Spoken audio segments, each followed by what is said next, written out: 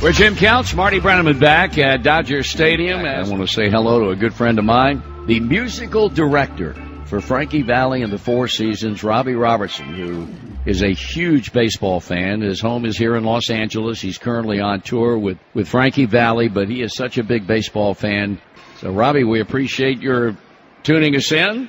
We hope your Dodgers go down in flames here on this Sunday afternoon before the Reds head on to San Diego.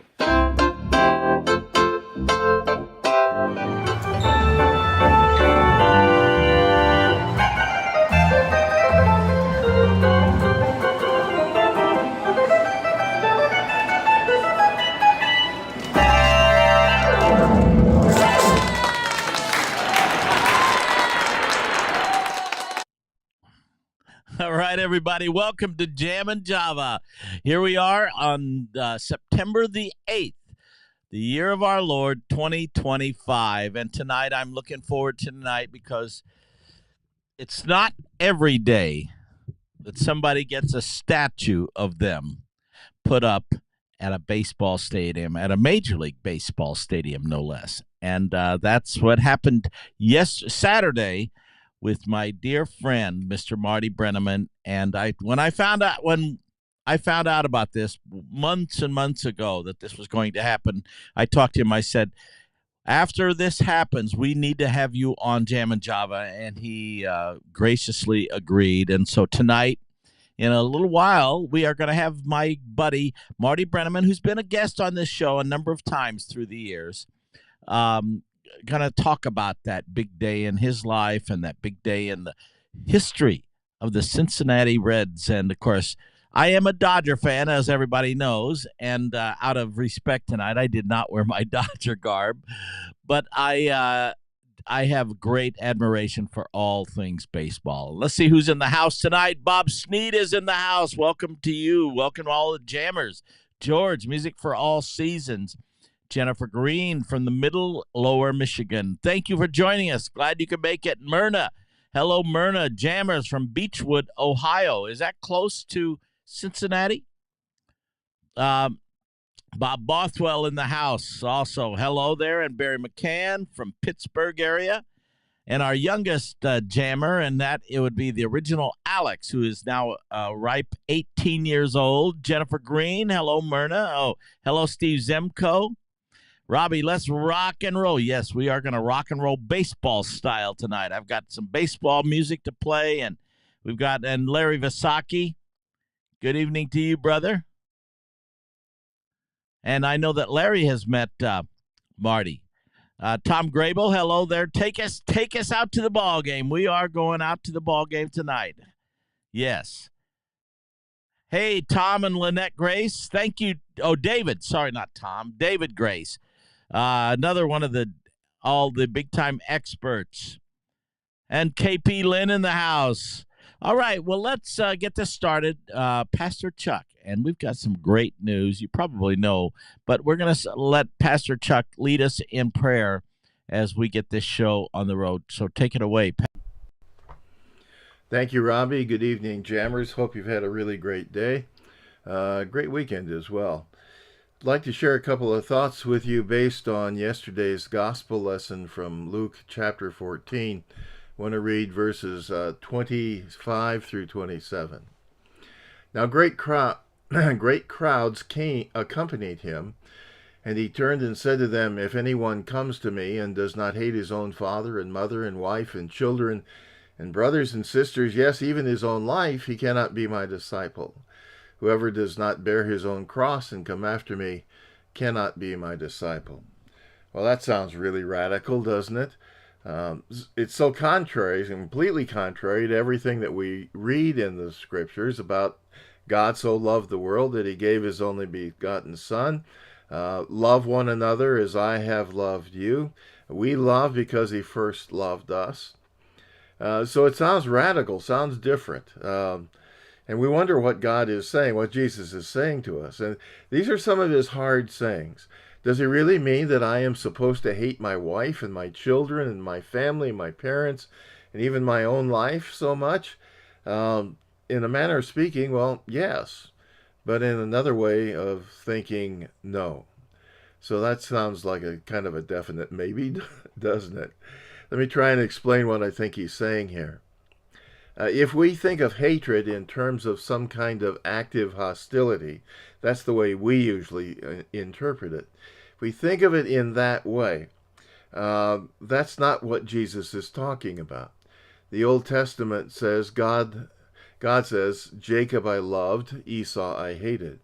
And it says of Jacob that he loved Rachel but hated Leah. Well, was God actively hostile to Esau? No, he blessed him greatly. But his love in comparison, the love he had for Esau, paled in comparison to the love that he had for Jacob. Was Jacob abusive to Leah? No.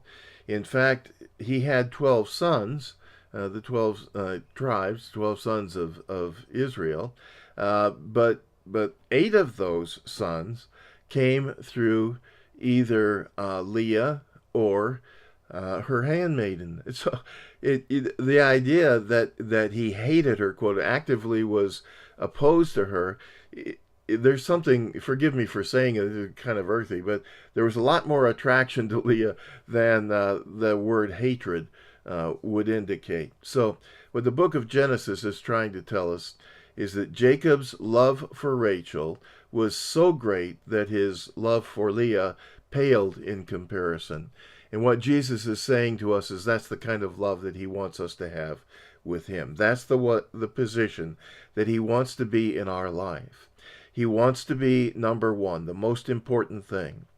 And I'll confess to you that that's difficult for me because there are competing voices, but more than that, my own life, my selfishness, my self-centeredness is also something that gets in my way. But I'll also say this, that it's only when Jesus is number one in my life that I can become the pastor, the husband, the father, the citizen that God calls me to be. Here's another way to look at it. Jesus' love was so great for you that he considered his own life as being insignificant. And what he wanted was for you to be with him in eternity. And so that was so important. His life was insignificant, and he laid it down and went to the cross for you. And that's what he wants for you and me, to lay down our lives, to lay them aside in order to follow him. That's the cross that we're called to carry. And one last thing, he gave his life for you. He made you his own. He nailed every sin that you and I have ever committed or ever will commit to the cross. And he died, and those were buried with him. And in your baptism, you and I were buried with him. We rose with him from the grave. And now you and I can live as if we have nothing to prove, because we don't. Because we're received in Jesus Christ because of God's adoption of us through our faith in him. And that's the reason Jesus tells us that nothing can come before him, because he is the only thing that will endure beyond the grave. Nothing endures beyond the grave except him. And every day you and I can live in the knowledge that he will not only bring us through this life, but into the next one as well. Let's pray. Father in heaven, we love you, but sometimes there are so many competing voices in our lives that we can become distracted. Help us, Jesus, to love you with all our heart, our soul, our mind, and our strength. Help us to see our lives as significant in comparison to what you call us to be, that we might offer them up to you as a living sacrifice. And Father, in the words of that old hymn, take my life and let it be. Let them be consecrated, Lord, to thee. Take our moments and our days and let them flow in ceaseless praise. In Jesus' name we pray. Amen. Back to you, Robbie. God bless everyone. Have a great evening. Thank you, Pastor Chuck, for those good words. And here, let me get over here. Where am I going to go here? How about, well, I know where we can go. Today, I would like to announce, which I did yesterday via a Facebook post, but a great, well, here, Let me see if I've got my clip here. Bear with me here a second. Moved away. Here's what I want to unveil if you don't know about it already. Jam and Java for the soul. Friends, I'm excited to share some big news. Our own Pastor Chuck, chaplain of Jam and Java since we first went on the air in 2020, has just released his brand new book, Jam and Java for the Soul, Book 1. I love that it's Book 1, which means there's going to be more to come. And wow, what a launch in its first hours. The book has already climbed to Amazon's charts. Number 1 bestseller in Values and Virtues, number 2 bestseller in Christian Living, and number 1 hot new release in Forgiveness and Mercy. How cool is that? I'm honored to have written the foreword, and I can tell you firsthand this book is filled with encouragement, inspiration, and the same heart Pastor Chuck shares with us every Monday night. Check it out on Amazon, and it's also at Barnes & Noble online. And so it's really, really cool. There's the link if you can take a picture of that or something like that. Let's show Pastor Chuck some love for all he has poured into this new book. And here is... here, I've got some more. Here's the cover, the front cover. Jam and Java for the Soul, written by Pastor Chuck, as seen on Jam and Java. And Pastor, our buddy Vinny Martell says, congratulations on the new book, Pastor Chuck. And if we look over to the back of the book, right there, Jam and Java for the Soul, and you can see there is a promo thing written, whatever you call it, by Vinny Martell, founding member of Vanilla Fudge. There, look there. And then below that, Andrea Hammond chimed in too. So there's a nice blurb from both Vinny Martell and Andrea Hammond. And here's some kind of cool stuff. Bestseller. Well, these are the little things I picked up. I think it was this morning or last night. This is where it was, because this stuff moves around all the time, of course, actually by the minute, pretty much. But Jam and Java for the Soul, number 5, bestsellers in Christian Values and Virtues. And here we go. Bestsellers in Christian Forgiveness and Mercy. Jam and Java for the Soul, hot new releases, number 1. How do you like that? Very, very cool. Big congratulations to our buddy, our chaplain, our Jam and Java chaplain. And here's a little shout out from another friend of ours. Hi, Pastor Chuck. This is Sarah Nimitz, and this cameo was ordered for you by your friends and family, and they have shared some incredible news with me, and that is that Jam and Java for the Soul has debuted not as number 3, not as number 2, but as number 1, yes, in both Values and Virtues and Forgiveness and Mercy on Amazon. And what a beautiful testament that is to the life that you've lived, to the beautiful devotionals and prayers that you've created, and to the huge success that is this book. When I think of you, I think of a person of value and virtues. And when I think of the message of the gospel and what Jesus had to say, is always saying to us, it is that of forgiveness and mercy and love and grace and all of these things which you have so beautifully been talking about for your whole life. So congratulations on this huge accomplishment. I really know that this book is going to touch a lot of people, is going to bring some joy and some comfort, some peace, and all of those great things. And I just want to congratulate you so much.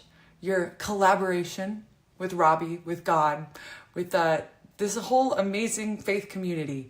Look at this. Look what you've done. I hope you're taking a second to kind of sit back, take it all in. And it's just such a wonderful thing. So I just want to congratulate you. And it reminds me of a song that we used to sing at church long time ago. It's kind of an older one. Let the glory of the Lord rise among us. Let the glory of the Lord rise among us. Let the praises of the King rise among us. Let it rise. Whoa, let it rise. Just like your book has risen up the charts. Wishing you so much joy and so much success on this. Take this victory lap. This is huge.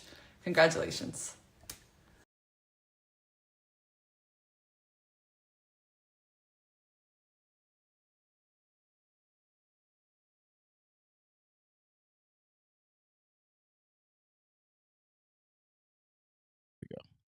So thank you, Sarah, for that shout out. And Pastor Chuck's book is out. I encourage each one of you to go check it out. Jam and Java for the Soul. How cool is that?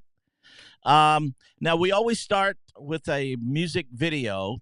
And I think tonight, appropriate one, is a song that I wrote as a tribute to one of Marty Brennaman's brothers in broadcasting, the great Vin Scully. And this is based on Vin Scully's the last thing he spoke to the Dodger faithful in his last broadcast.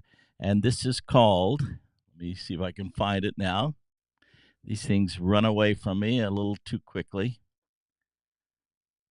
It's called May God Give You. Check it out. May God give you for every storm a rainbow, for every tear a smile, for every care a promise, and a blessing in each trial. For every problem life seems a faithful friend to share, for every sigh a sweet song, and an answer for each prayer. May God give you an answer for each prayer. May the Lord show you He's real and really there.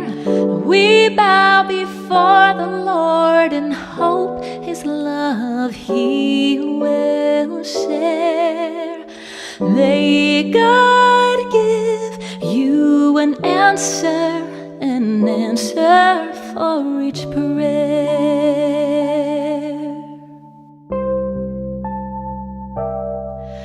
For every storm a rainbow, for every tear a smile, for every care a promise, a blessing in each trial. For every problem life sends a faithful friend to share. For every sigh a sweeter song, an answer to each prayer. And may God give you an answer for each prayer. May the Lord show you He's real and really there.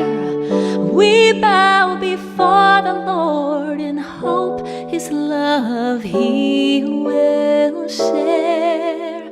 May God give you an answer for each prayer.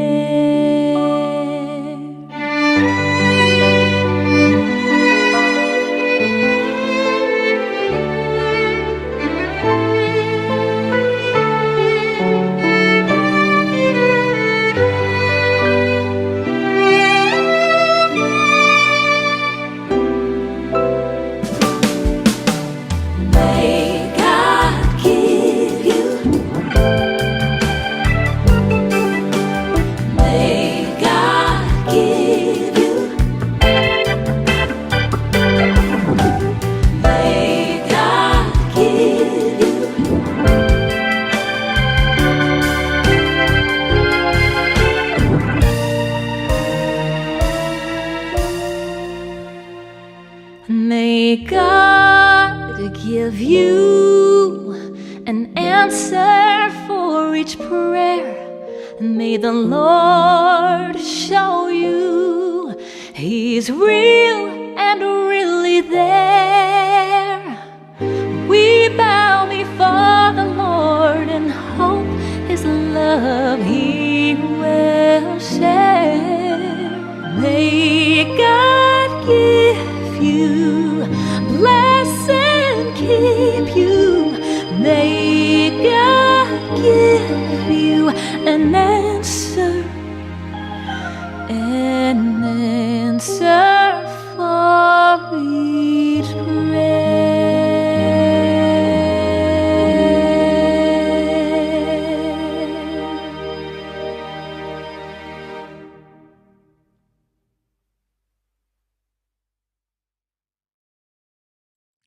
All right. And of course, that was the great Andrea Hammond and a song that she and I wrote based on that was an old Irish blessing that Vinny used to say, may God give you an answer to each prayer and on all the preface. So we wrote a song around that, and that it is. And it's out there on Robbie's Records, I might add. And Robbie's Records, we've been a lot of fun stuff has been happening lately, but I don't have any of the stuff accessible, I guess.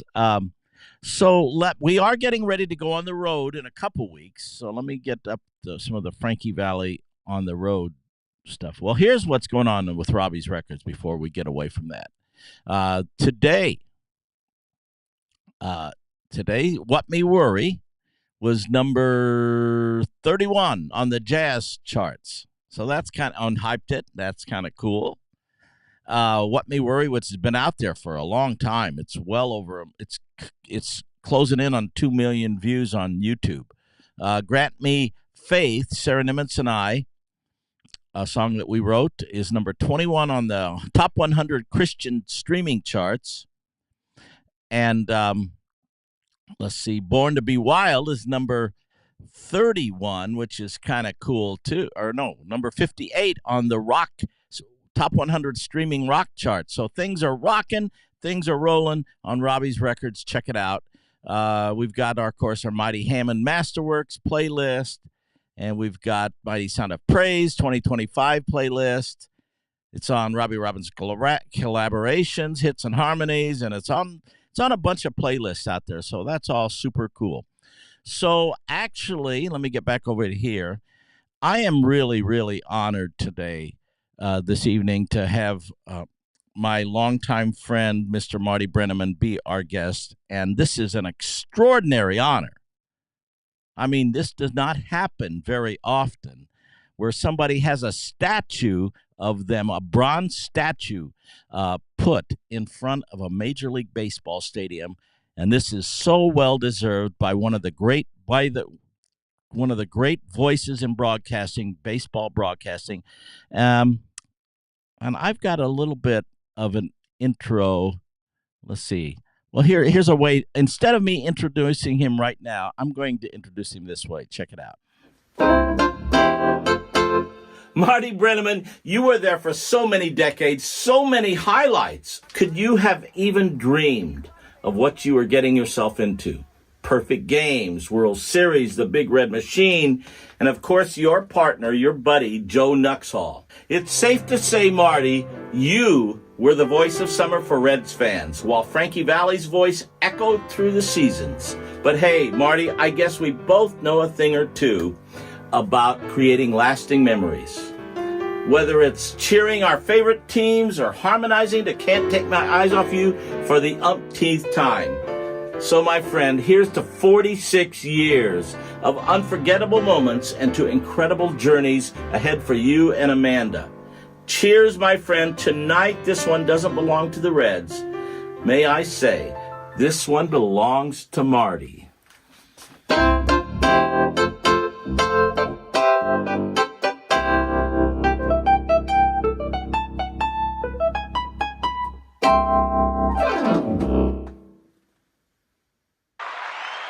Welcome, everybody, Mr. Marty Brennaman.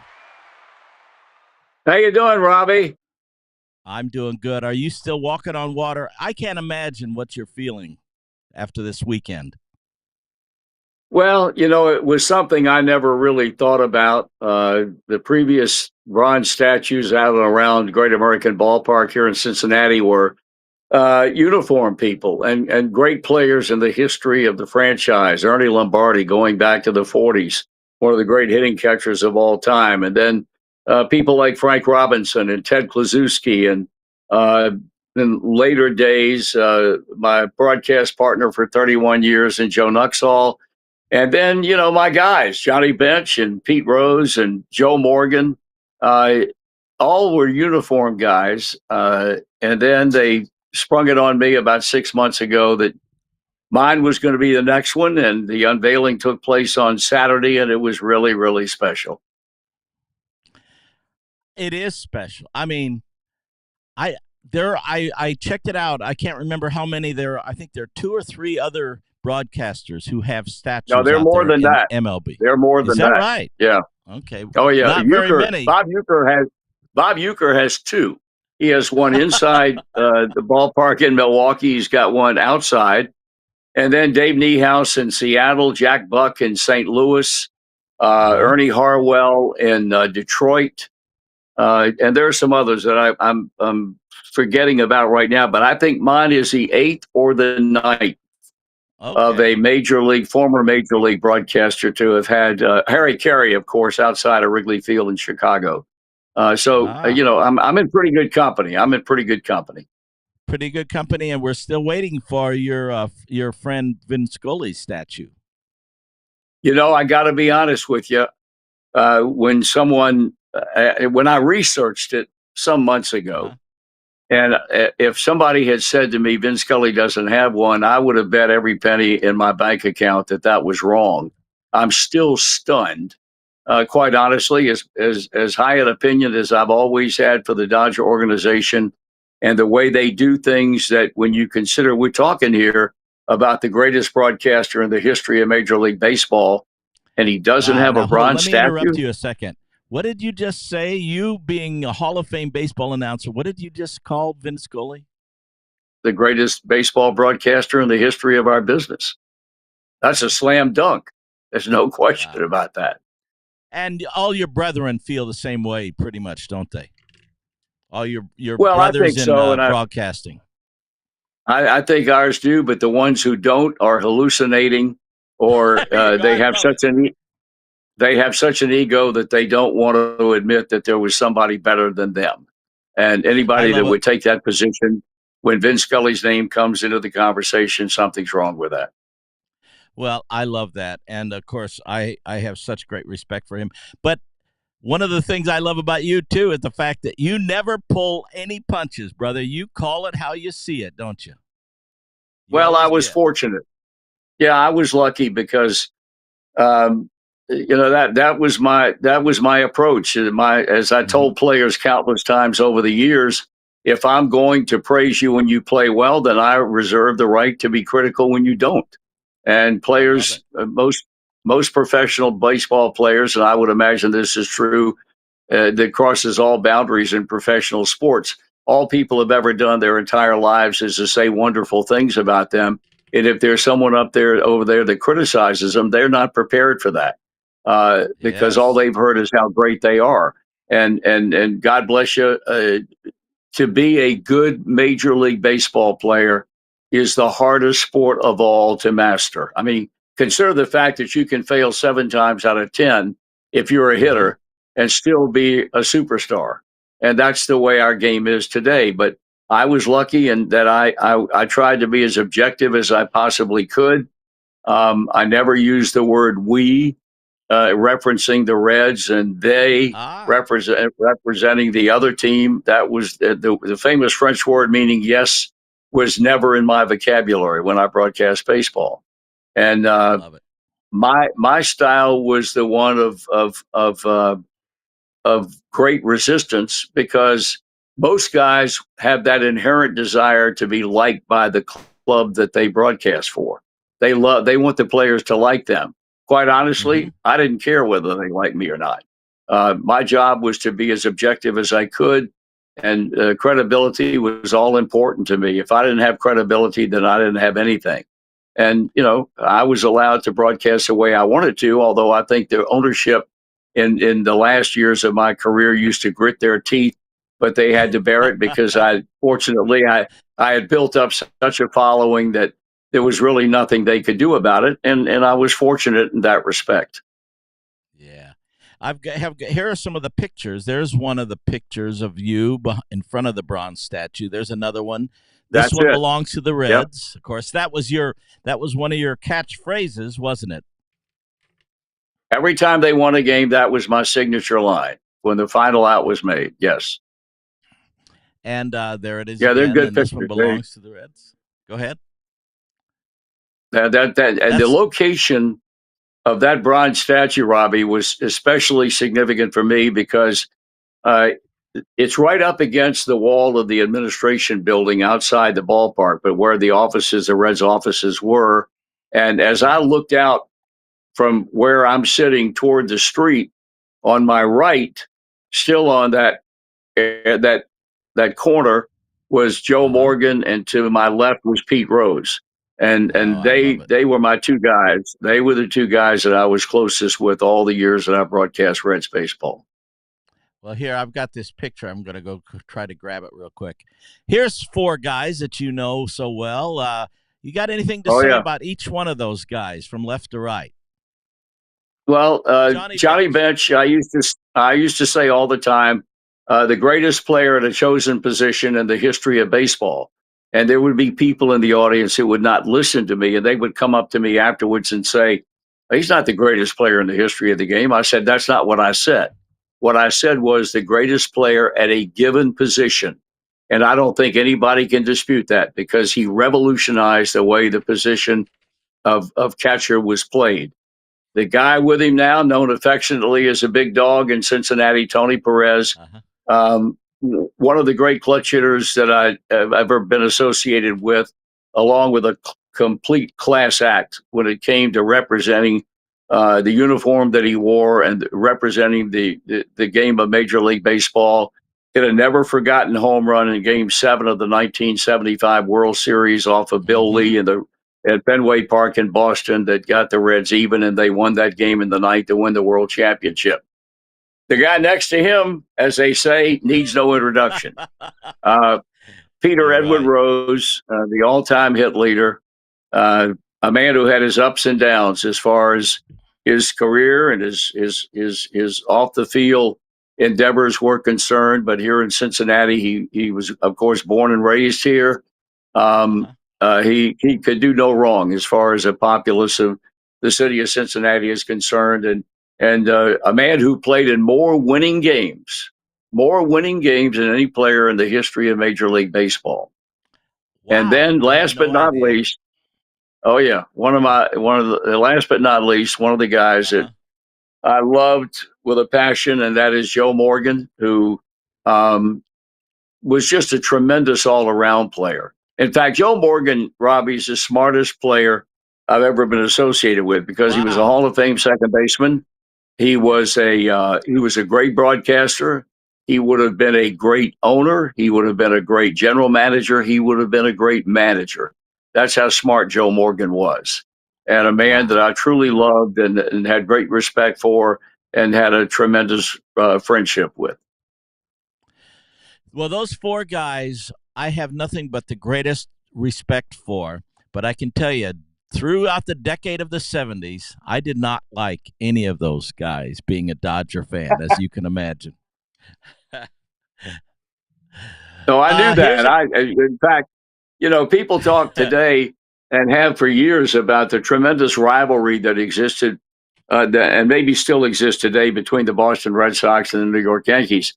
And the point that I make to them is that you have no idea what a tremendous rivalry was, because the rivalry that existed between the Dodgers and the Reds back in the decade of the 70s was incredible, because they genuinely were two teams that probably were the two best teams in the National League, and also the two teams in the same division fighting for first place and then the National League West, and two teams that genuinely did not like one another.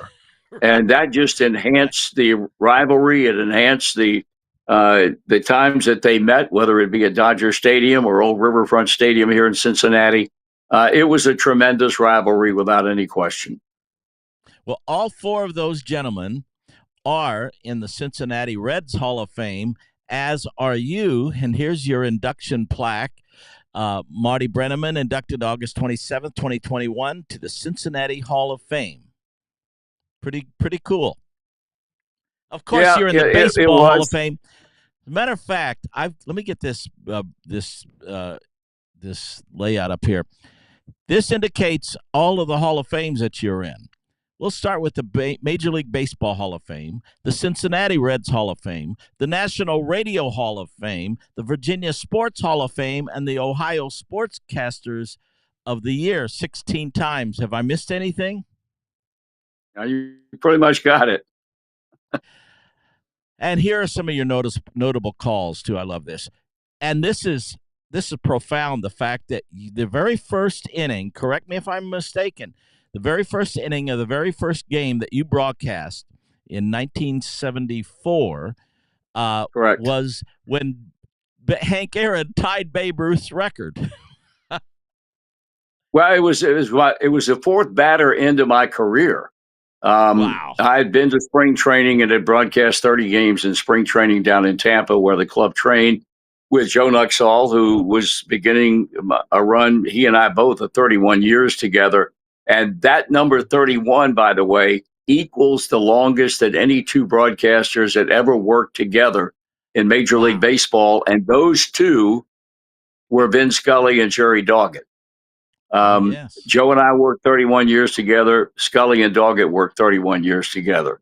And the Reds were playing the Atlanta Braves on opening day, April 4th, 1974. And Braves threatened in the first inning with 2 on and 1 out against Jack Billingham. And Henry Aaron ran the count to 3 balls and 1 strike. And Jack tried to throw a fastball by him, and Henry lined a home run over the left field wall for the home run that tied him with Babe Ruth at 714. That's 4 batters into my career. And when we went to a commercial break, finally, after the top of the first, Joe Nuxall turned to me and said, "What do you do for an encore?" And I said, I have no idea what I do, but it's a pretty good way to start. Could this young guy calling Hank Aaron's tying the Big Babes record, could you have imagined that you would be there for 46 years? No, in fact, I've made the comment before, 2 things. People would say, in recent years, did you ever think you'd be doing Reds baseball for almost a half a century?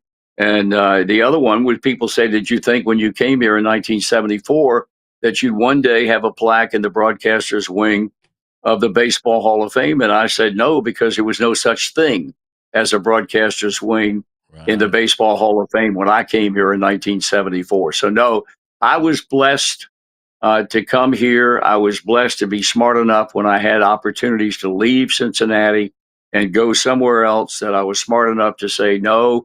And as I told the people Saturday when I talked after we unveiled the bronze statue, that every time I made a decision to stay here, with all due respect to the ball club, the city of Cincinnati and the people here had more to do with my decisions to remain here than the ball club itself did. I love living here. I love the people here.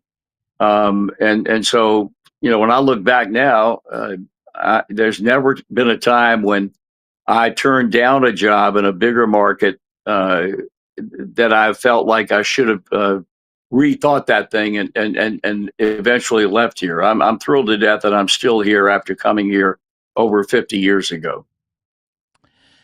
And you become, and I've said this before about announcers, and Vince Scully did it in LA, and a lot of announcers who have longevity in a particular market, you create a bond with millions of people out there that you talk to for 3 hours a day. And I mean, I know that bond just listening when I listen to Dodger games through the years, and it's a really unique kind of a chemistry, a really unique relationship, isn't it, with you and the fan? And I say fan, not the fans, because you're talking to one-on-one. Well, the interesting thing, and you make a good point, because it's a stronger bond that exists between the baseball broadcaster and the fans of that team that religiously turn the radio on and listen to the broadcast than there is in any other sport. By virtue of the fact that when your season begins, you are on virtually every night from the 1st of April until the end of September, not counting the postseason. And so, unlike football, which broadcasts 1 game a week, or the NBA, and you might play 3 games a week, and the National Hockey League, which is probably close to the same, baseball develops a stronger bond between their guys on the radio, and in most cases now today, television, because virtually every game is TV. Baseball, I think, probably is not as big big on the radio today as it was back then. But I was fortunate in coming along when I did, because baseball on the radio was king then. Plus the fact that there's never been a sport invented or played that more was in tune with radio than all the rest. Baseball is the one that people can turn it on. They can go about doing their business, whatever it might be, if they're home and they're in and out of the room, and the game is background noise to what they're doing, but they're still keeping track of what's going on. Now, you mentioned your partner for 31 years, and I love There this. he I is. saw this on. I feel bad for Reds fans who never got to listen to these two call a random summer nights game. What do you have to say about your partner in crime there, Joe Nuxhall? Well, I learned more from him when I came here, and God bless him. He took time with me. I replaced a guy by the name of Al Michaels, who was a pretty good You may want broadcaster in to his share, own right. by the way, sorry to interrupt you, but why don't you share that, how you got the gig there with the audience? Well, I was broadcasting professional basketball in the old American Basketball Association in Virginia. And that team was notable because it had great players like Julius Erving and Charlie Scott and George Gervin. And then in the summertime, they had to find something for me to do. And I ended up getting the play-by-play job of the AAA club in Norfolk, Virginia, the Tidewater Tides, who at that time was the AAA franchise of the New York Mets. And I did their games in the International League in 71 and 72 and 73. And Al left after the 73 season to go back to the West Coast. He was raised in Los Angeles. His dad was a celebrity agent. And Al wanted to get back to the West Coast, got the Giants job. Their job was open. And had it not been for a chance meeting at the winter meetings in Houston, Texas, in November of 73, between Dick Wagner, who was the assistant general manager of the Reds, and the general manager of the AAA club in Norfolk that I worked for, Dave Rosenfield, God bless their memories, both of them. And the conversation ensued about generally just checking up on each other. And in the course of the conversation, Dick Wagner said, well, we're looking for a new play-by-play guy because Al Michaels has left to go to the Giants. Dave Rosenfield said, I got a guy who does my game that I think he does a pretty good job. And Dick said, tell him to send me a tape. So I sent a tape, and about 6-7 weeks later, I got the job. 221 people applied for the job. I got it, and I know to this day that I probably got it because I was willing to work cheaper than the two guys that I was trying to get the job from. They were established major league broadcasters, and I was coming up out of AAA. But I got the job, and that was the beginning of a pretty good run here in Cincinnati. Pretty good run, I would say. Here's another honor that was bestowed upon you on Saturday, I think it was. The governor of the state of Ohio says this. Yeah, he's a good buddy of mine. It was Marty's voice that graphically described for us some of the greatest moments in Reds history, and it was Marty's voice that for 5 decades kept me company many a night as I traveled Ohio. Governor Mike DeWine on declaring Saturday, September 6th, Marty Brennaman Day in the state of Ohio. How cool is that? Well, Mike was prejudiced to begin with because he and I are old friends, and on top of that, there's not a greater baseball fan in the world. In fact, his family owns the minor league franchise in Asheville, North Carolina, and they have forever.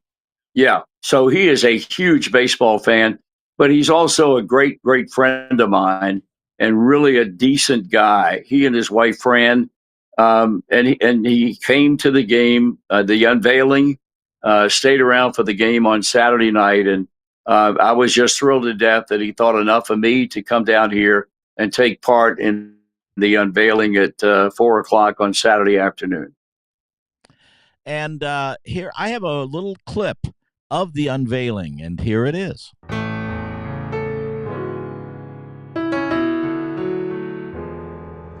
Would you and Amanda please do the honor on either side? going to count us down, if we can. 5, 4, 3, 2, 1. And this one belongs to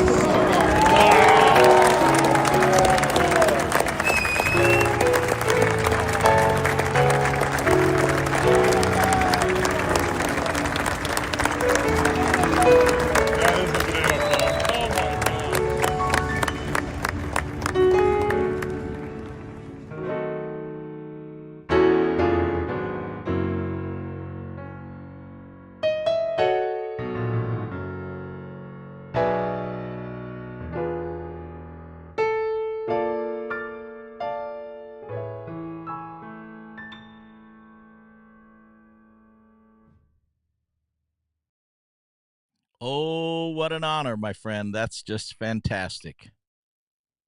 Well, for a guy who played Little League Baseball at 12 years old in Portsmouth, Virginia, my hometown, and I don't know about Little League Baseball today, but the worst player on the team, they stuck in right field, figuring he couldn't do any damage, and that's where they put me. And to go from that to this is something that I'm still having a problem comprehending all of it. I really am. By the way, you're getting a round of applause from a Yankee, from the longtime organist for the Yankees right now, who's watching, Paul Cartier. Well, God bless Paul. I appreciate that. I really do. John Sterling and Susie Wallman are dear friends of mine. Of course, John retired, and they've got Dave Sims, who replaced him, who's another great friend of mine. I have so many great friends that I left behind. And when people say, "Do you miss the job?" I said, "No, I don't miss broadcasting baseball one bit. Not that I didn't love the game. On the contrary, I did, because you couldn't do it for 46 years and not love it. But I really, truly love the people. And I try to stay in touch with as many of them as I can today. It's just a wonderful fraternity of people that I will always be honored to say they're friends of mine. And that's one of the great perks of being in this business for as long as I was. Now, if we zoom in on this, on the side of the statue, you can see Amanda, my love, on your headphones there. Very cool.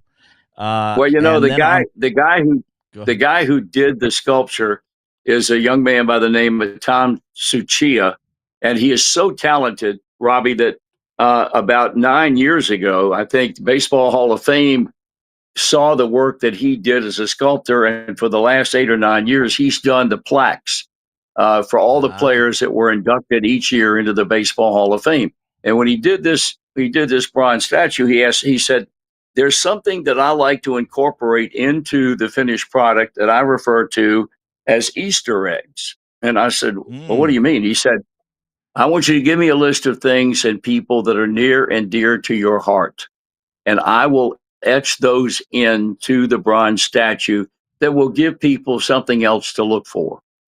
And my 10 Easter eggs had to do with my wife, Amanda, my kids, my grandkids, Joe Nuxall, and the guy who engineered my games for, I don't know, almost 35, 36 years, by the name of Dave Armbruster. And they were the people that I wanted to forevermore people have a chance to see etched into the bronze when they look at my statue at Great American Ballpark. And that's Millie, that's our dog, and to the left of that is our cats. We had 3 cats. We had Little, we had Baby, who we have now, and they were just spectacular animals, and I had to put them in there too because we're great animal lovers. Oh, I could see that as you were holding. Was that Millie you were holding? That was Millie I was holding, yes. All right. And that is your beloved wife, Amanda?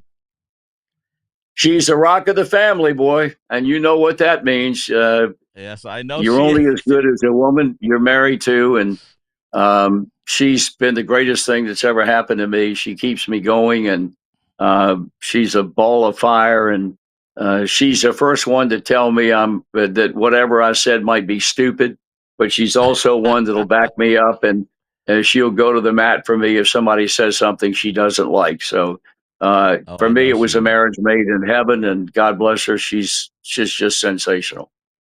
Well, I know it must have been destined because you guys have the same birthday. That's right. In fact, when we were first dating, you know how it is. You feel out the person, what's your background, and where are you from. You have sisters and brothers, and what your mom and dad like, and I finally said, "What's your birthday?" And she said, "July 28th." And I said, "That's a bunch of crap. I don't believe that." She said, "Well, why would you say that?" I said, "Because that's my birthday." And as it turned out, she was right. She was right. Oh, I love it. Here's something that I think people not in Cincinnati might want you to explain. Let me see if I can grab the picture here and you can talk about it. This right here. Okay. Yes. Can you? That was known as the banana phone. And that was something that evolved out of a guy who had a front office position with our team for a number of years, who left to go to work for Chiquita Bananas. And they used to have their home office in the United States was here in Cincinnati, had since moved to Charlotte. But he had this phone shaped like a banana, and we would take calls from fans during rain delays. And he sent me this phone and said, "Why don't you use this?" And I said, "Well, that's a great idea." So we referred to it as a banana phone because it was shaped like a banana. And it really took on a life of its own because the fans would love to call during rain delays. We'd get college kids calling from the University of Cincinnati and Xavier University, and we'd get regular run-of-the-mill fans that would be calling, from somewhere in the Ohio, Kentucky, Indiana, Tennessee, North Carolina area. And it became something that was big on Reds radio because a lot of times fans would be rooting for it to rain if the Reds were getting their brains beat out. So they could Sure. call in and ask questions and be critical of the way the club was run or critical of the way the play was unfolding on a given night. And that is also a part of the bronze statue. It's on to my left on the bronze pedestal that they Uh-huh. erected up against that wall in our administrative offices. And I didn't know they were going to put that up there. I was stunned when I saw it, but it was a big part of our broadcast for a lot of years. Very cool. And one of the fans, one of the attendees of the ceremony was going, "It's a banana phone. It's a banana phone." I loved it. That's right. That's exactly right. You and I know that you have been a Frankie Valli fan for a lot longer than I've been around. How far back do you go back listening to Frankie Valli's music? I go back to probably 1964, 1965, Mm. and I was a fan immediately. I love their ability to harmonize. I love the songs. Loved his voice, and have been a fan ever since. In fact, Amanda and I have three jukeboxes. We have two in our home in Cincinnati, and we have one at our home in North Carolina. And his music is prevalent on all three machines. I'll as long as I'm alive, I'll be a Frankie Valli fan and a Four Seasons fan. I've saw the Broadway show. I've seen that show probably four times because I never get tired of the music. And God bless him. He might be the 10th wonder of the world. If there are nine previous wonders, he would be number 10 because he Who is could still ever going imagine at strong. 91 years old? It's a crazy. It blows my mind. I'm 83, and I'd like to think when I'm 91, I'm going as strong as he's going strong right now. Amen. From your lips to God's ears. And I remember when I first met you, it was you said, "Oh yeah, I remember the 1982 live album," and so that was Well, that's one of the uh, great albums I've got. Yeah, it's a tremendous album. I mean, the music on that particular night was wonderful. So yeah, that's one of my all time favorite albums. well. It's always great to see you whenever we're in the area. I know the last time we played, you were out of town, so we didn't get a chance to see it. But you were so gracious even to invite me into the home of the Brennamans. And here's, if you don't That's the mind me same room I'm showing. sitting in right now. Yeah. Yeah. I love, I mean, you have so many baseball trophies and memorabilia there. It's amazing, you know. Yeah, Just it's some a of the great room.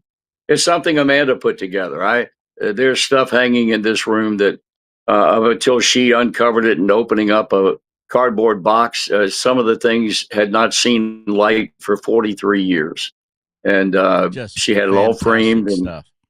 yeah, it's a great room. If people love baseball, it's a tremendous room. It really is. Now, Tommy Lasorda, who was also a great friend of Frankie's, which was neat. So he used to come around. But one of the things that when he became the manager of the Los Angeles Dodgers in 1977, one of his first edicts was they were not going to have anything red in the locker room. Wonder why he said So, that. yeah. And there's you and Frankie on stage a few years ago, not too many That's years it. ago.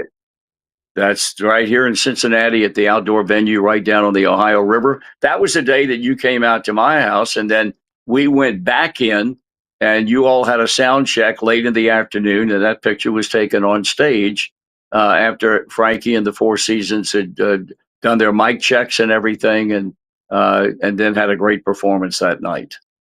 The sound check, I guess, would equate to the warm-ups that the baseball teams do. That's exactly right. Yep. There's and then a few years ago we came to a Cincinnati game and went up into the booth and had a chance. That's you with my grandson Jackson, who is the rebel of the family. That's right. He's a Giants fan. Yep. And that's okay. I forgave him for that. That was fine. I know.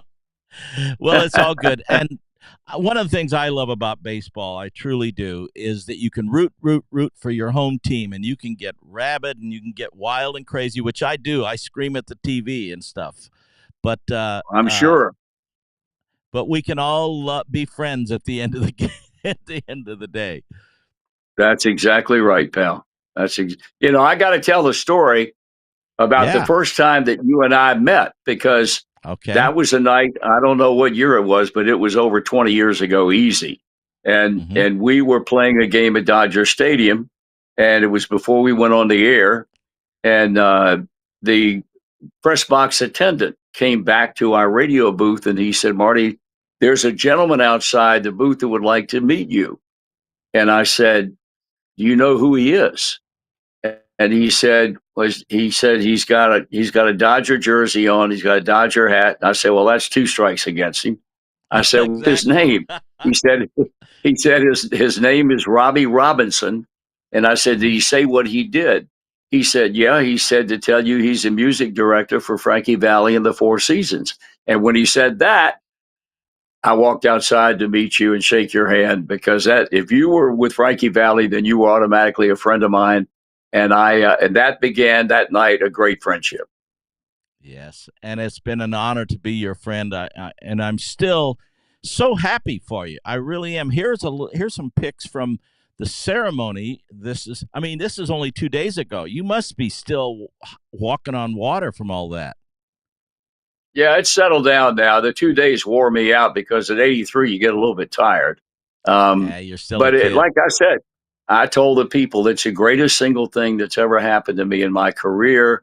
It's bigger than the Baseball Hall of Fame, because this award is all about the Cincinnati Reds and the Cincinnati Reds fans in this town who embraced me when I came here in 1974. Had they not done that, none of this would ever have happened to me. So this is the biggest thing that's ever occurred to me in my career. And all I'm doing is echoing the sentiments of what Johnny Bench said, what Pete said, and what Joe Morgan said. I'm the fourth member of this Bronze Brigade that said it's the biggest thing that's ever happened to them. Wow.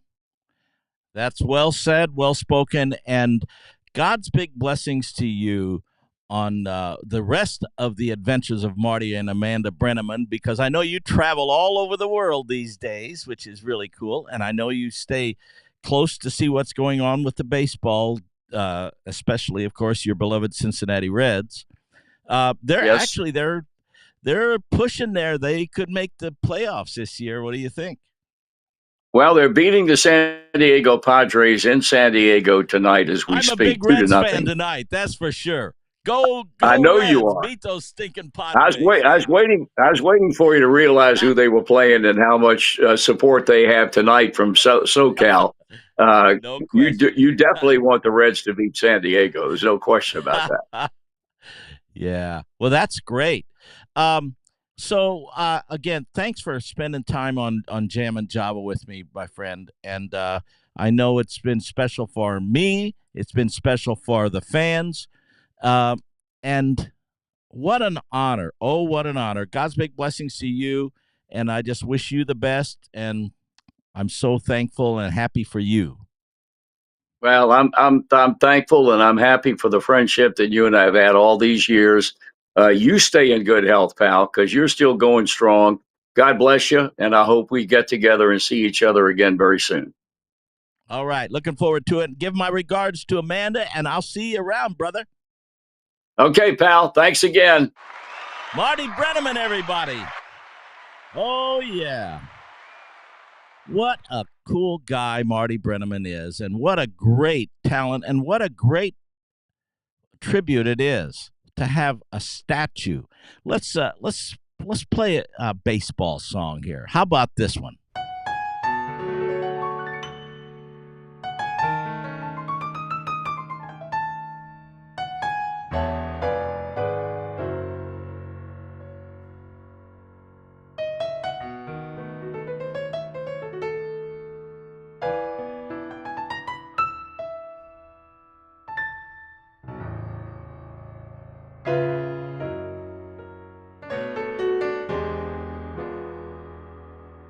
Take me out to the ball game.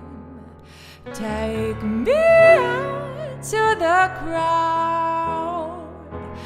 Buy me some peanuts and Cracker Jack. I don't care if I ever get back. Let me root for my home team. If they don't win, it's a shame. For it's 1, 2, 3 strikes, you're out at the old ball game.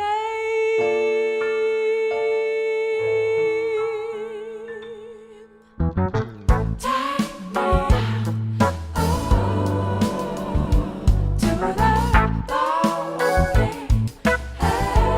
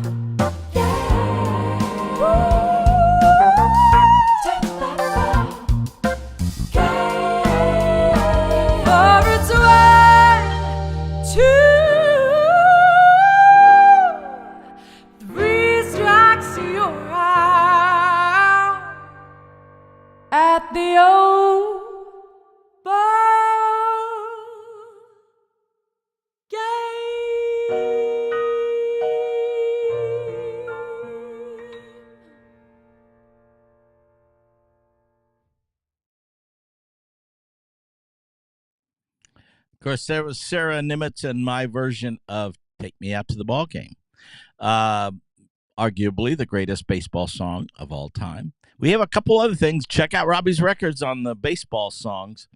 A sad day a couple days ago, and that's we lost a giant in music and somebody who I had the opportunity to make music with, and that would be Mark Volman from the Turtles. They had some great songs and a bunch of hits. Happy Together, It Ain't Me, Babe, She'd Rather Be With Me, Eleanor, and a bunch of other songs. And I really one of the cool opportunities for me in this crazy music business was I had a chance to play with the Turtles because their keyboard player was not available to make some gigs, and so he called me, and they called me, and I went in and played some gigs with these guys, and I have nothing but great memories playing those songs and playing the Hammond organ on some of those songs. And Mark was a class act. The Turtles, and which was basically Mark Volman and Howard Kalin, I think it was his last name. There's Mark again. We lost him just what day was it? A couple days ago. And then they had some problems with the record company, and so they started touring as Flo and Eddie, and then they became part of Frank Zappa's entourage as Flo and Eddie. And so our sympathies, our prayers go out to the family of Mark Volman, who died on September the 5th. And we do have a happy birthday that I want to celebrate, and that's coming up right here.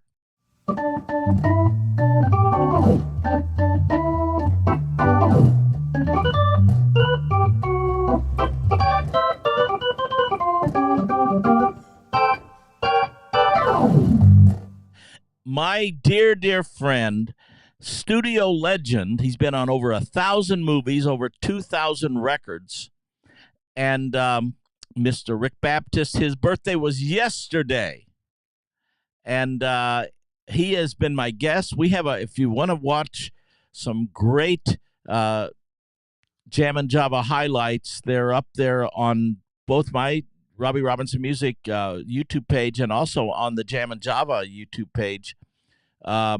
Studio legend Rick Baptist, who was a guest here about a year ago, I think it was. Well, there it is, September the 9th. Ha! Almost a year to the day.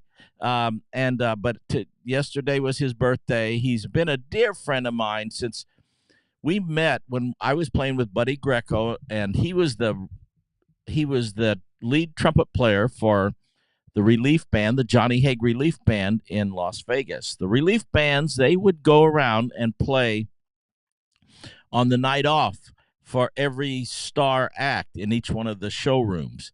And in those days, the showrooms went 7 days a week, but the bands couldn't go 6. They could only go 6, so they had a relief band that would play the nights off for the orchestras in each one of those showrooms. Every casino had its own orchestra in those days. Every casino ran in the showroom 7 days a week. They were great days. And Rick and I became friends back then when he moved to L.A. I used him on so many recordings. As a matter of fact, on the Jam and Java theme song that you listen to, Island Winds, that's him playing trumpet on. But he's been my dear friend for decades and decades and decades. And so birthday blessings to my dear friend, Mr. Rick Baptist, who John Kratzer, who's a great trumpet player, watching right now. And I know, Rick, John, you know who Rick Baptist is. He's one of the legends, trumpet legends. And like I said, over 1,000 movies. And I'm not talking about small movies, the biggest movies, the biggest of the bigs. Let's play. Let's see here. I had what do we? Oh, I know. We got to talk about Frankie Valli. Yeah, Frankie Valli. We've got some shows coming up. I was mentioning. Let's see if I can grab those. Well, maybe that's not as easy to grab as I thought it might be. Here we go. So next, and Mark and John Kratzer, who's watching, you and I have to talk, brother. Yeah, Rick is the standard for sure. We're playing. I want to see if you can do all of these gigs, John. So I'm asking you formally on the show here. On September 26th, we are playing in Oklahoma City at the Plaza Theater. That may be too far for you. On September 27th, the Buddy Holly Hall in Lubbock, of course. And then we're playing in, this is Oklahoma City, Civic Center Music Hall. So we're playing a Friday, Saturday, Sunday. Friday was in El Paso. So that's kind of cool. So if you're in Texas, anywhere close, everybody, come on out and see us. I've got a song. Well, this is one of the great baseball songs, and Sarah Nimitz and I did our version of it. So let me go see if I can find that. It's called Center Field, and it was done originally by John Fogerty, and we did our version of it. And I love this. He's root for your home team, and if they don't win, it's a shame. Check.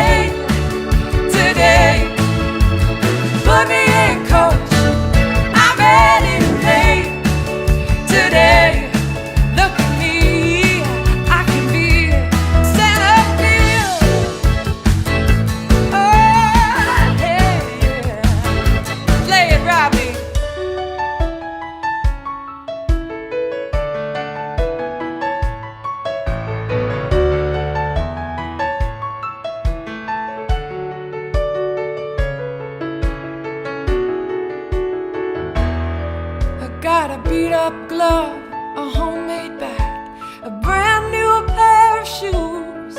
You know, I think it's time to give this game a ride. Just to hit the ball and touch them all, a moment in the sun. It's gone and you can tell that one goodbye.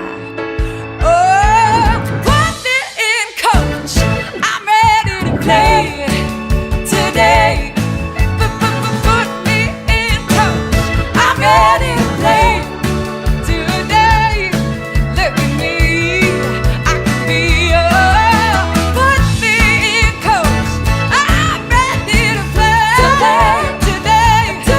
Oh, put me in coach. I'm ready to play.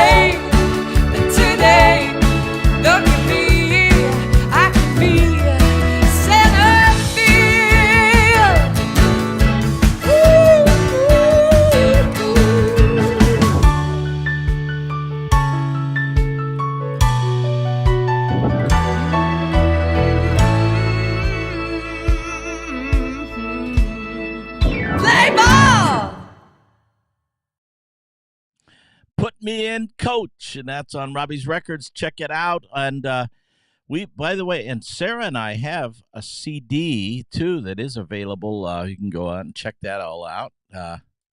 And I think that song's on it. Let me see here. We'll look at the knock. Okay, Route 66, Knock 3 Times, Tell It to the Rain. I Write the Songs, Peppermint Twist, Will to Win, Take Me Out to the Ball Game, and Center Field. Yeah, those are baseball songs all over there. And so check that out. Who's on that? Okay, very cool. You can get all that stuff on Robbie's Records. By the way, if you're not on my mailing list, go ahead and get on the mailing list. You have to go to robbiesrecords.com, I think, to sign up for the mailing list. And we've been starting to send out emails. And if you are on the mailing list, you didn't get an email this past week, let me know. Get a hold of me. I've got one of the other baseball songs that I've done here is my tribute to Vin Scully, who Marty was talking about. Wasn't that cool with Marty Brennaman? He definitively called Vin Scully the greatest that ever lived in terms the GOAT of baseball announcers. Here, let me see if I can go over here to these pictures, because I've got a picture of Marty and Vinny.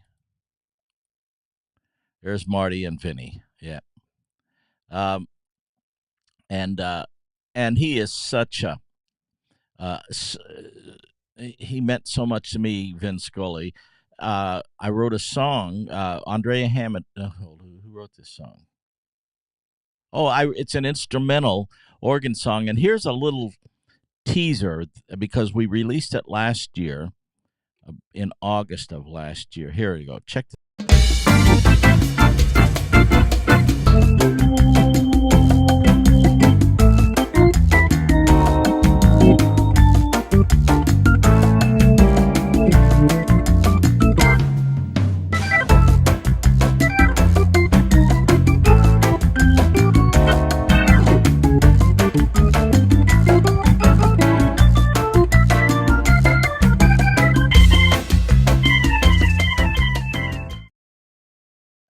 So that's just a quick little tidbit of that song. Let me see what we have to play here now. I'm going to go over here to. Bear with me a second here. We're going to go with that. Well, here's an instrumental version of. Well, actually, here's kind of a cool song. Andre Hammond and I wrote this, and this is very sparsely done. It's called "Give It Some Thought." Check it out.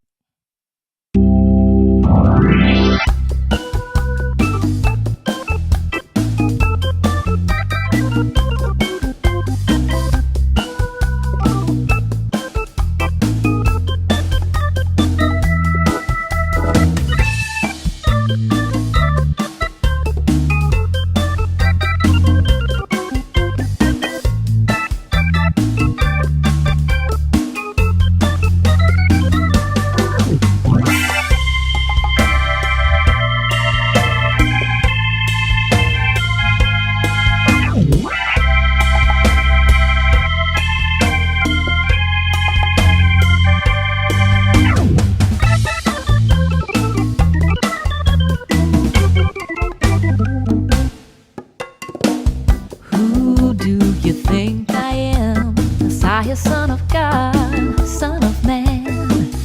Who do you think I am? A liar, lunatic, or the Lord? I calm the raging sea with one command. Turn water into wine, healed the blind with my hand. I took up my cross so you understand. Now's the time to believe. Give it some thought. You have to know that you know.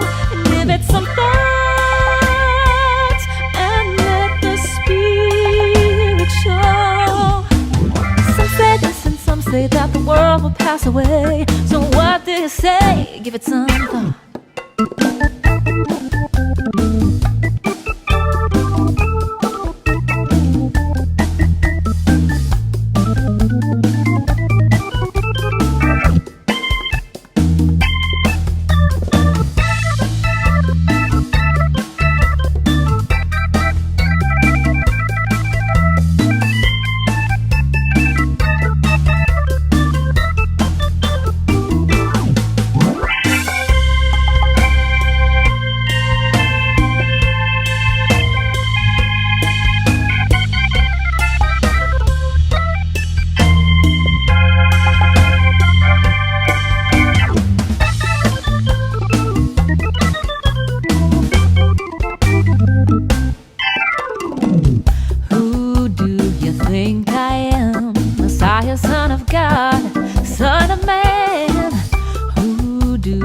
think I am? A liar, lunatic, or the Lord? I calm the raging sea with one command: turn water into wine, heal the blind with my hand. I took up my cross so you understand. Now's the time for you to believe. Give it some thought. You have to know that you know. Give it some thought and let the Spirit show. Some say this and some say that, the world will pass away. So what do you say? Give it some thought. What do you say? Give it some thought. What do you say? Give it some thought.